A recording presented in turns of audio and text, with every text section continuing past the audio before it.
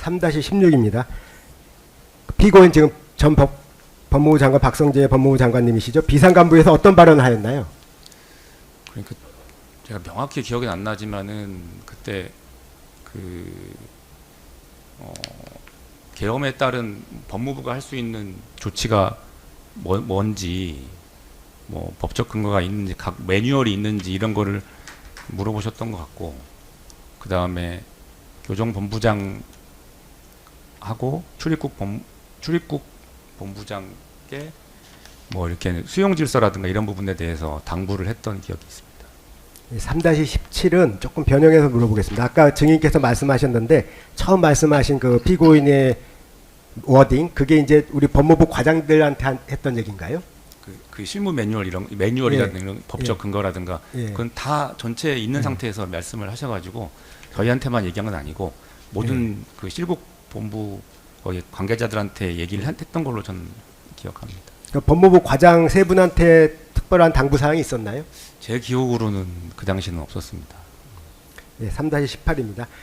당시 그 비상간부회의에 참석했던 전 출입국 본부장 배상업은 박성재 장관이 검찰국 간부들에게 합수부에 검사들을 파견해야 하니 검토해야 해라는 취지의 지시를 하였고, 검찰국 간부 중 일부가 알겠습니다라고 답변한 기억이 있습니다라고 진술했어요. 피고인이 증인이나 이병주, 김태형에게 위와 같은 취지의 지시를 한 사실이 있는가요? 제가 그날 좀 술도 좀 먹은 상태였고 또 너무 당황하는 상태였고 또 실국장 회의를 또 처음 들어가 보고 하는 상황이었기 때문에 제 기억이 사실 100% 명확하다고 말씀드리기가 좀 어려운 상황이긴 합니다만은 저는 그 당시에는 그런 지시를 받은 기억이 없고, 그렇기 때문에 거기에 대해서 어떤 검토를 하거나 어떤 뭐 연락을 하거나 뭐 조치를 취한 사실이 전혀 없습니다. 예, 3-19. 그럼 그 회의 때 피고인이 증인한테 그러니까 뭐 전체를 상대로 말한 거 말고 네. 증인을 상대로 무슨 말을 한 게 없습니까? 제 기억으로는 저한테만 따로 얘기한 기억이 없습니다. 아까 과장 3명이라면 누굴 말씀하시는 건가요? 검찰국에 있는 검찰과장인 저하고요. 네. 네, 형사기획과장하고 공공형사과장 이렇게 3명. 지금 김태형, 이병주 말씀하시는 건가요? 네. 처음에는 그 같이 좀 대기를 하자고 말씀하셨던 것 같은데 나무 두 명한테 회의에 들어가는 게 아니고 그런 뜻 말씀하신 거 아닙니까? 그러니까 이제 뭐 법무부로 와야겠다라는 말은 전화했고요. 근데 이제 회의에 꼭 참석하라 이런 말 취지는 아니었는데 어느 순간에 회의에 와 있더라고요. 아, 증인이 말한 바도 없는데 나머지 2명이 과장이 회의에 들어왔다는 겁니다. 네. 제 기억으로는 저는 같이 법무부에 와달라라는 취지로 말한 거였는데 그 회의에 참석해달라 이런 취지는 아니었던 걸로 기억하거든요. 근데 이제 어느 순간에 같이 들어와 있더라고요. 그러면 김태형, 이병주가 먼저 회의에 와 있었습니까? 제가 먼저 왔었던 걸로 저는. 그럼 나중에 이제 그 김태형, 이병주 과장이 나중에 들어오고 그 이후에 차관님하고 감찰관님이 그 이후에 들어왔던 걸로 제가 기억을 합니다. 일단 뭐 다른 질문 들어보고 추가로 질문하도록 하겠습니다. 질문하시죠. 예, 3-19입니다. 그 회의에 참석했던 인권국장 승재현은 이렇게 기억하고 있어요. 피고인이 계엄사에서 요청이 오면 우리가 무엇을 해야 할지 검토해라, 이런 취지로 그 법무부 검찰과 세 과장한테, 법무부 검찰국 세 과장한테 말씀하셨대요. 그런 기억도 없습니까? 네, 그런 기억이 없는 게 그러니까 전체적으로 이제 계엄 상황에서 법무부가 어떤 조치를 할지는 알아보자라는 말씀을 하셨고, 그런 취지의 말씀을 하셨다면은 제가 그 사무실 가서 이게 물론 전례가 있는지라든가 그런 어떤 파견하면 누구를 파견하고 몇 명을 파견하고 무슨 일을 할지에 대해서 뭐 물어보거나 되물어보거나 아니면 어디 확인하거나 했을 텐데 제가 전혀 그런 사실이 없기 때문에 그런 말을 들은 기억이 없습니다. 예, 3-21은 생략하겠습니다. 3-22입니다. 증거기록 순번 436번 7534조 피고인에 대한 25년 9월 24일 제1회 피의자 신문조서 녹취서를 제시하겠습니다.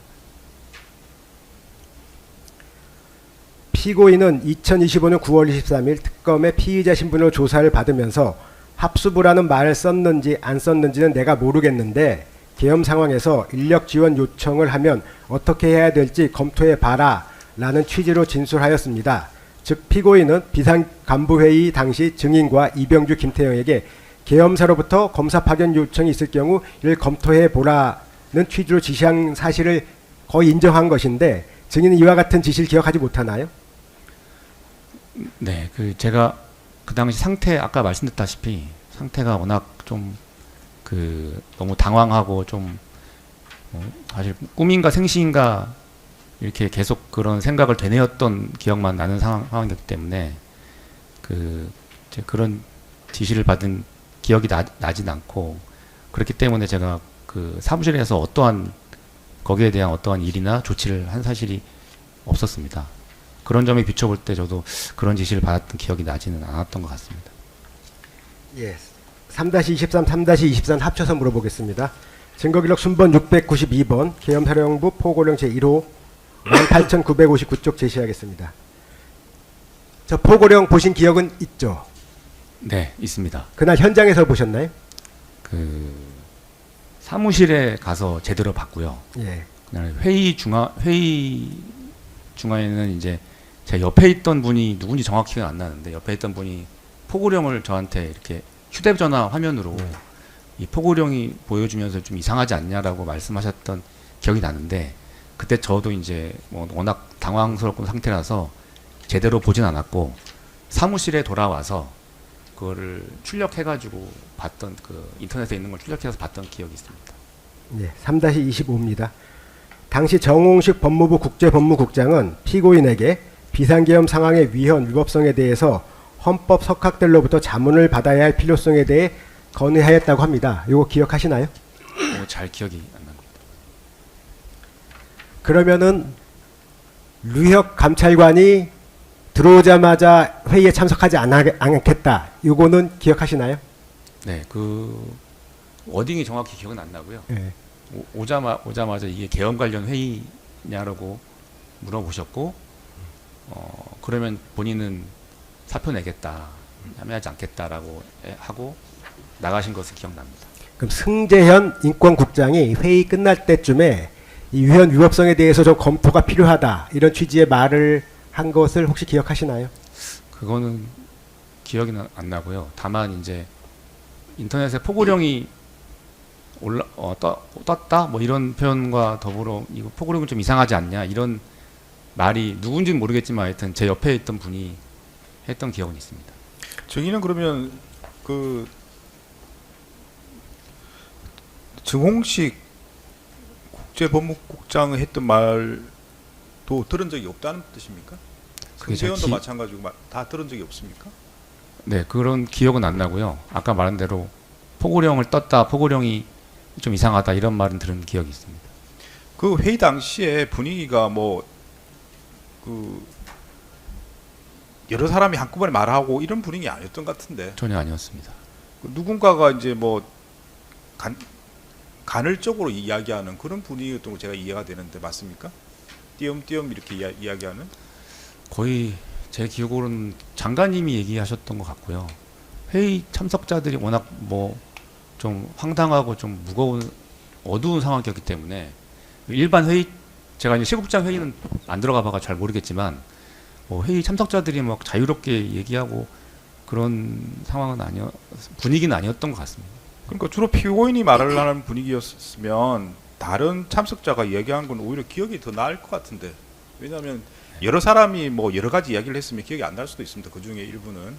그런데 지금 주로 피고인이 말을 했고 참석자들은 드문드문 이렇게 이야기를 했던 걸로 보이는데 그럼 그게 게다가 그 내용 자체는 증인이 들었을 때 약간 이제 여러 가지 고민이 될 수 있는 그런 내용들이 될 수 있는 진술들이라서 만약 들었다면 분명히 기억이 날 것 같은데 기억이 나지 않습니까? 네, 제가 그때 사실 그 외부 자리에서 그러니까 7시쯤 만나서 거의 11시까지 이렇게 이제 바깥에 있는 상태에서 또 국장 상급자가 안 계신 상태에서 워낙 그런 일이 벌어지니까 예상하지 못한 일이 벌어지니까 제가 좀 되게 좀 황당해 계속 이게 꿈인지 생신지만 계속 이렇게 되뇌었던 기억이 나거든요. 그래서 아까도 말씀드렸듯이 제 기억이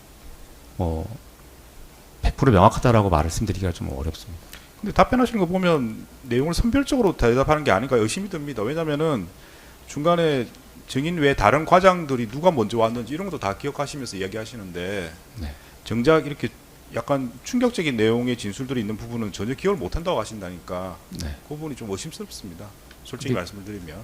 근데 띄엄띄엄 이렇게 기억은 나는 건 장면이 분명히 있고요.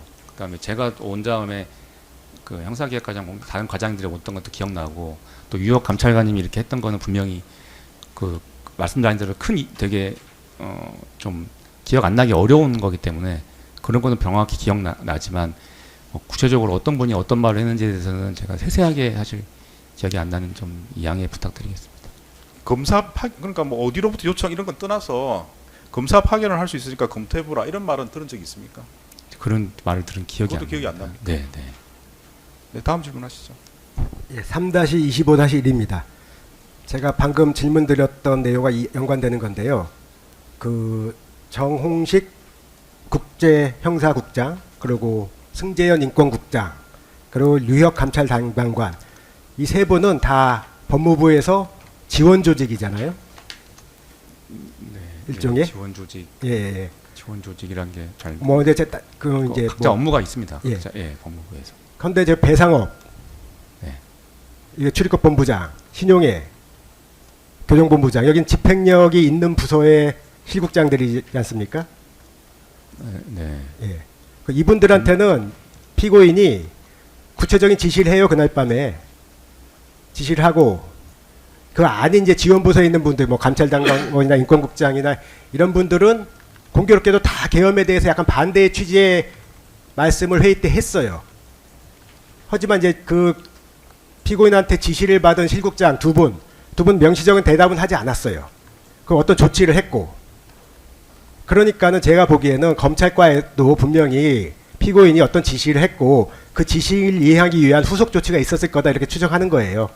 근데 자꾸 기억이 안 나신다고 하니까 제가 이 질문을 드리는 겁니다. 근데 예. 제가 이제 후속 조치가 전혀 없었던 건 그건 명확하거든요. 예, 왜냐하면 예. 그거는 제가 사무실 가서 거기에 대해서 전혀 한 게 없기 때문에. 근데 그런 점에 비춰볼 때 제가 그런 거는 기억이 안 났는데 기억이 안 나는 거는 사실 어쩔 수 없다라고 말씀드릴 수밖에 없는 상황입니다. 예. 장관님이 뭐 진을 지시를 했으면 최소한 뭐 그게 뭐 사령부가 뭐 제가 이제 뭐 경험이라는 건 사실 처음 경험해 보는 거라 기억나는 상황에서 처음 경험해 보는 거라서 그 뭐 이게 뭔지라고 혹시 누가 들었냐 이렇게 제가 사무실 가서 물어볼 수도 있거든요. 만약에 그런 지시를 제가 기억나가지고 이렇게 했다면.